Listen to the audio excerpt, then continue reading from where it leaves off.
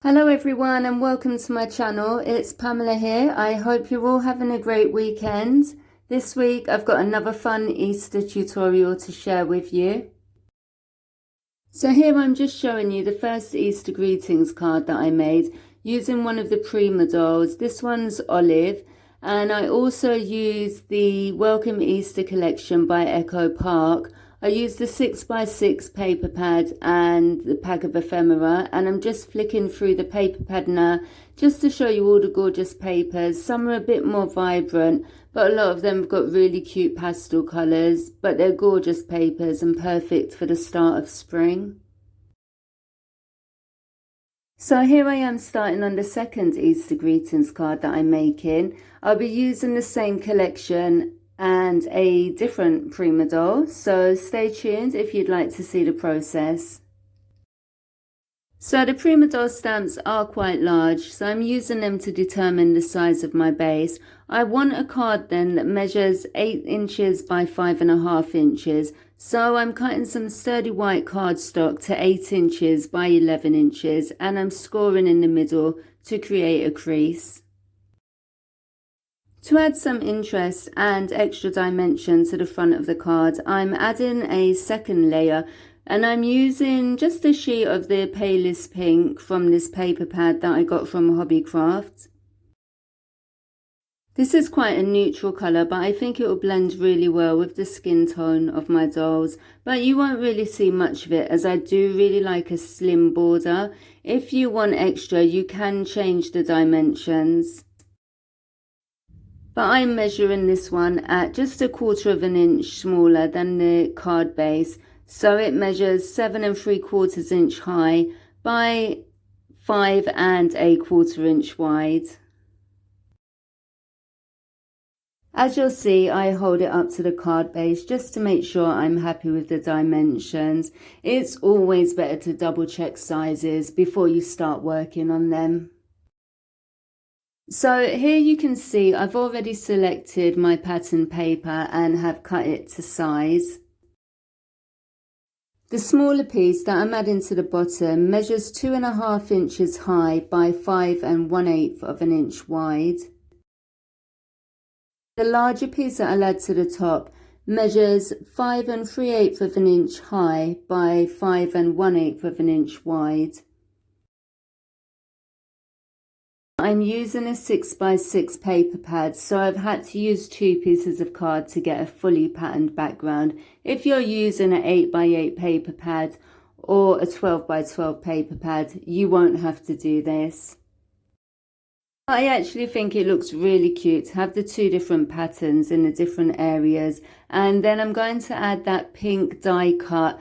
It's a die cut that I've cut from a border die that I was gifted, so I'm not sure where it was from, but I think it ties it all in nicely, and the pink is actually from one of the patterned papers in the collection. I'm not going to glue this second layer down to the base piece just now, but I'll set both pieces aside until later. So now it's time to start putting my doll together, and for this card I'm going to use Abbey. I think she was actually one of the first Julie Nutting dolls that I got, and she's so cute. She's really versatile for a number of projects. I like the way that even though the cards are going to be set up very similar, they're going to have a really different look just because of the different stamps. So Olive is quite sassy looking, and then you've got Abbey, who gives a really sweet effect. So to start, I'm stamping out the entire image using Ranger Archival ink, as it's important that I've got a waterproof ink, and I'm stamping onto Bristol paper, which, as well as being brilliant white, is super smooth, so it's great for stamping onto. So up to now I've been using Tombow markers on my stamped images just because I don't have any Copics, which I know a lot of people use. So I've decided for these cards that I'm going to use my Derwent Inktense pencils, and they really are quite intense and quite vibrant, but I've used them really lightly, and I think I've achieved quite a nice skin tone by layering a few different colours together and just making sure that they're completely dry in between layers.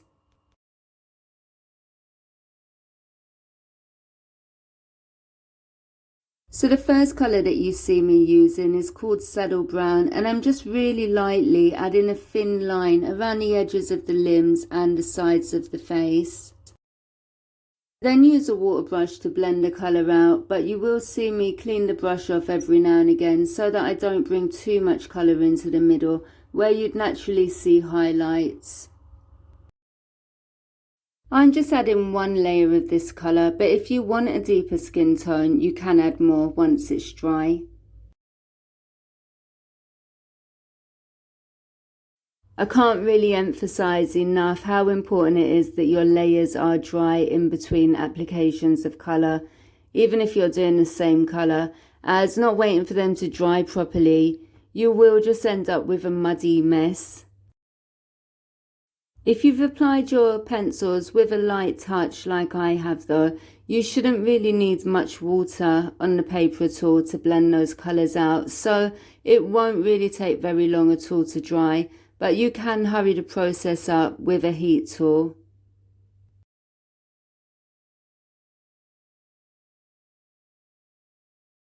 So Saddle Brown has quite a yellow tone to it, and I now want to add some warmth to the skin tone. So for this I'm going in with the colour Baked Earth.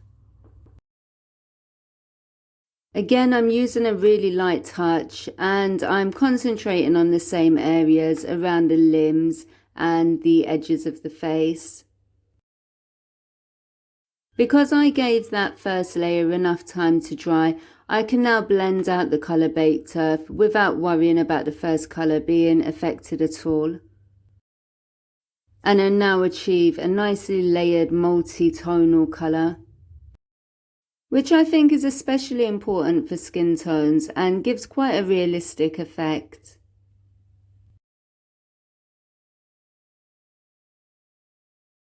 As I said, I'm still practicing with the Inktense for skin tone colours, but I do want to play around more to get deeper effects.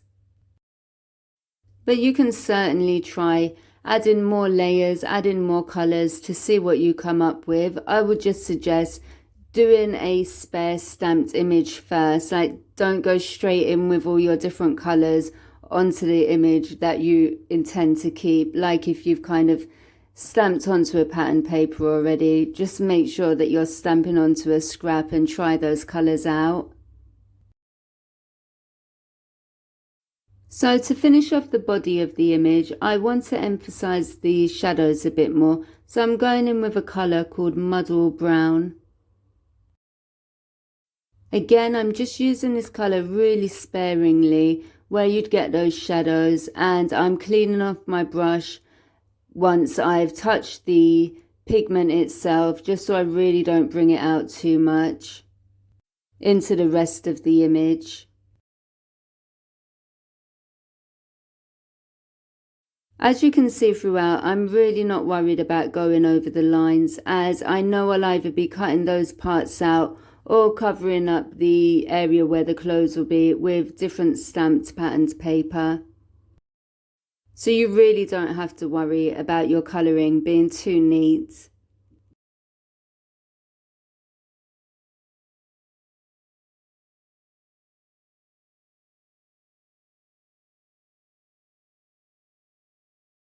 So I'm happy now with the colour of my image. I'm just going to add a flush of colour to the face using Carmine Pink. As ever, I've waited until all my layers underneath it are completely dry. As you can see, I'm slightly wary of adding too much colour in one go, so I've added a slight bit of pink while the image was dry and blended it out with my water brush, but I want to make the pigment a bit deeper or make the colour a bit deeper. So rather than applying it onto the page or the paper which is now wet, I'm just touching the nib of the pencil with the water brush and picking up the tiniest amounts of pigment which I'm adding to the image and then blending out again. So I'm pleased with how my image looks, and I'm now about to cut it out. I use an X-Acto knife, but you can also fussy cut with scissors, of course. I just find this way is easier for me. I did record the whole process, but unfortunately my head got completely in the way of the recording, so I've edited that out. I may do another video in the future where my camera's at a better angle and show you guys, so let me know if that's something you'd like to see.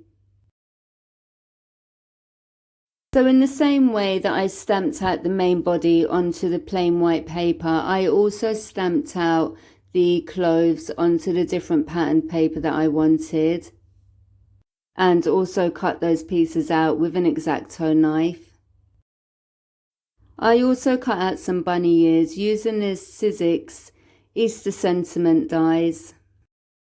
I think they look so cute on the doll's headband. I also want them to look like they've kind of been stamped out as well. That's why you see me going around the edges of those with my black Sharpie. So it's now time to start attaching those clothes to the doll, and for this I'm just using liquid glue.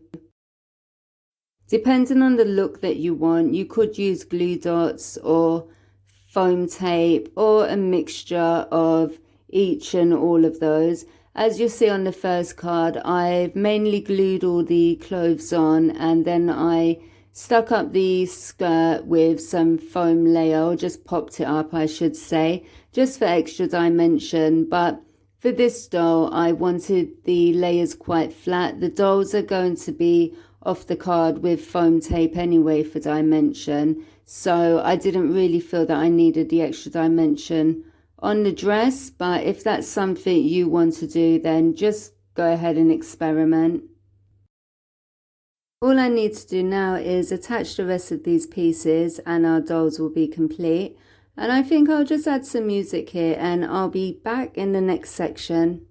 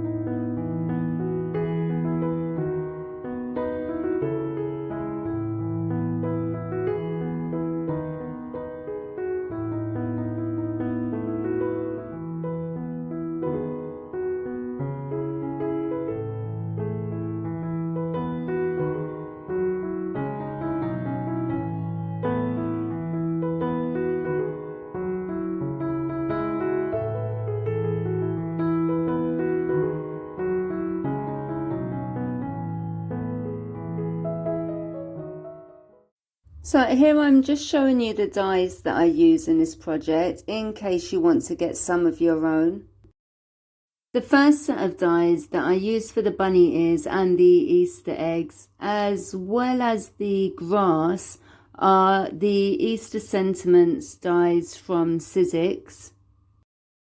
The next set of dies that I'm showing you are the floral ones. They're just an unbranded set that I got from Amazon. I don't know the name of them anymore, but They have loads on there, so I'm sure if you have a look and you want something similar, you'll be able to find it. I also showed you the border edge die that I used on the base pages. That was gifted to me, so unfortunately I don't know the name of that one either. But the last set of dies that I used are the Sizzix, just checking the packet here, Garden Greens. I use those for the foliage that you'll see me attach to the card a bit later. So here you can see me just putting my die cuts together, and for the flowers I think I used about 6 layers of the differing sizes. I just really want them to pop off the page. I've made all of these die cuts out of the patterned paper, and I think they look really cute with the different colours in one flower, but you can do fewer layers if you prefer that look.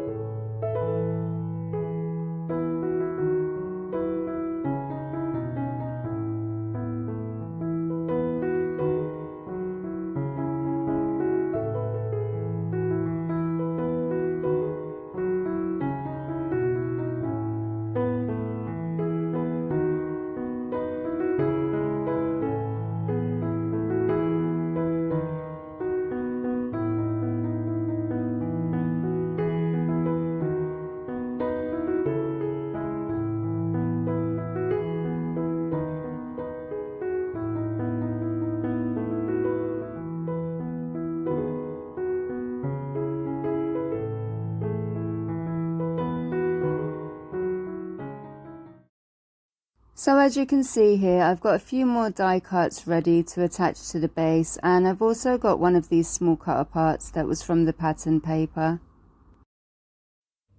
There's also a really nice sentiment that reads Hoppy Easter, which was from the pack of ephemera.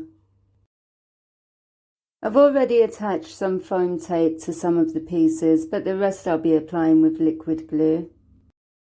You'll see that I keep placing the doll onto the card just so I can figure out where to put everything. And once they're all attached, my card's completed. Please let me know in the comments how you think it turned out. I'd love to know if you plan to make something similar of your own, or if you found any of this tutorial useful. If you did enjoy this video, please don't forget to give it a thumbs up. And if you haven't already, don't forget to subscribe and hit the notification bell for more papercraft and mixed media tutorials. Thank you so much for watching. Until next time, take care. Bye bye.